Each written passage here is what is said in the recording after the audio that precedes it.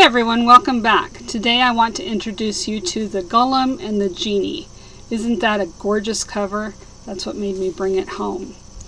So this book is Helene Wecker's debut novel from 2018, and it won a bunch of awards for fantasy and Jewish literature and first novelist literature and that sort of thing. So it did very well when it came out.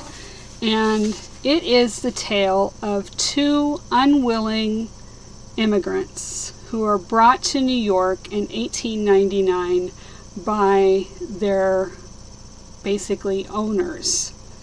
And Wecker uses Arabic and Jewish folklore to bind together the tales of a diverse tapestry of characters and American life. It's also a book full of contrasts, so I'd like to read a little bit of it for you, just the introduction of the two main characters who are separate for a good part of the beginning of the book, and you'll see how she builds these contrasts into her characters.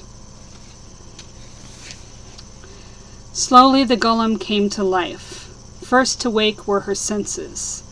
She felt the roughness of wood under her fingertips, the cold, damp air on her skin. She sensed the movement of the boat. She smelled mildew and the tang of seawater. She woke a little more and knew she had a body. The fingertips that felt the wood were her own. The skin that the air chilled was her skin. She moved a finger to see if she could. She heard a man nearby breathing.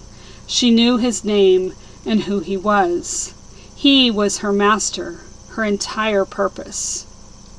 She was his golem, bound to his will, and right now he wanted her to open her eyes. The golem opened her eyes. Her master was kneeling above her in the dim light. His face and hair were drenched with sweat. With one hand he braced himself on the edge of the crate. The other was pressed at his stomach. "Hello," Rotfeld whispered. An absurd shyness had tightened his voice. "Do you know who I am?" "You're my master. Your name is Otto Rotfield." Her voice was clear and natural, if a bit deep. "That's right," he said, as though to a child. "And do you know who you are?"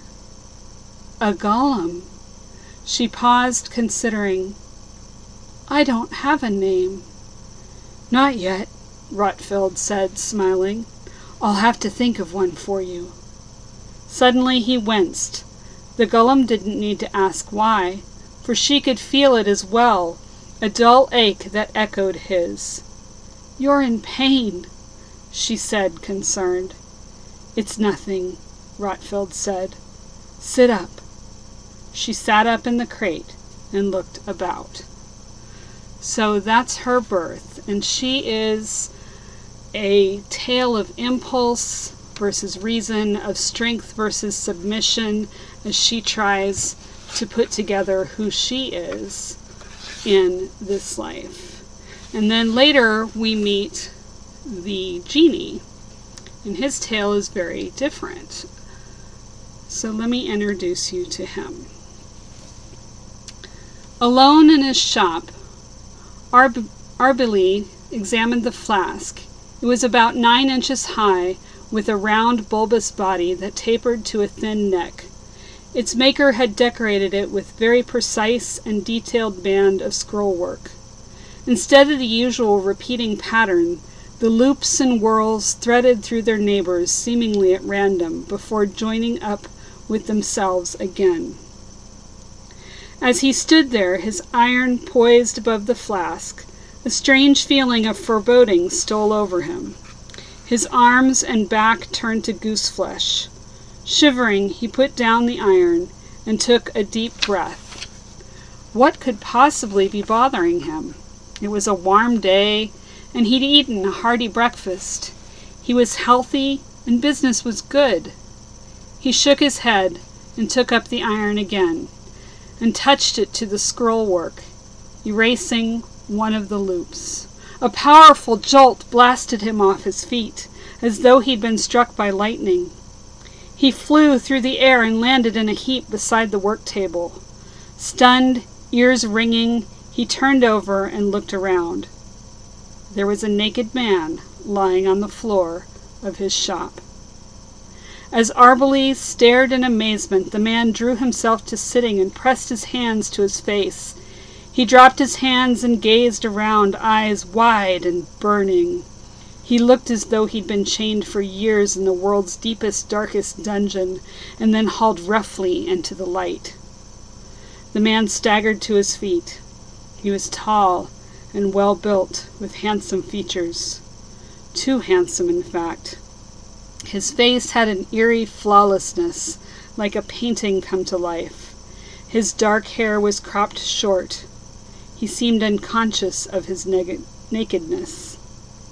On the man's right wrist was a wide metal cuff. The man appeared to notice it at the same time as Arbely. He held up his arm and stared at it, horrified. "Iron," he said, and then, "But that's impossible."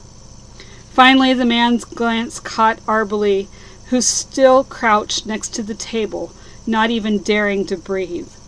With a sudden, terrible grace, the man swooped down upon Arbely, grabbed him around the neck, lifted him clean off the floor. A dark red haze filled Arbely's sight. He felt his head brush the ceiling. "Where is he?" the man shouted. "Who?" wheezed Arbely. "The wizard." And that is how the Jinni comes into New York.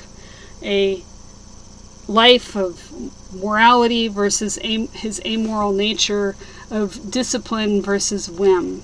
Together, when these two characters meet, they become a lesson in pride versus humility, submission versus free will, in just a beautiful contrast. So, I recommend the book. I think you'll enjoy it.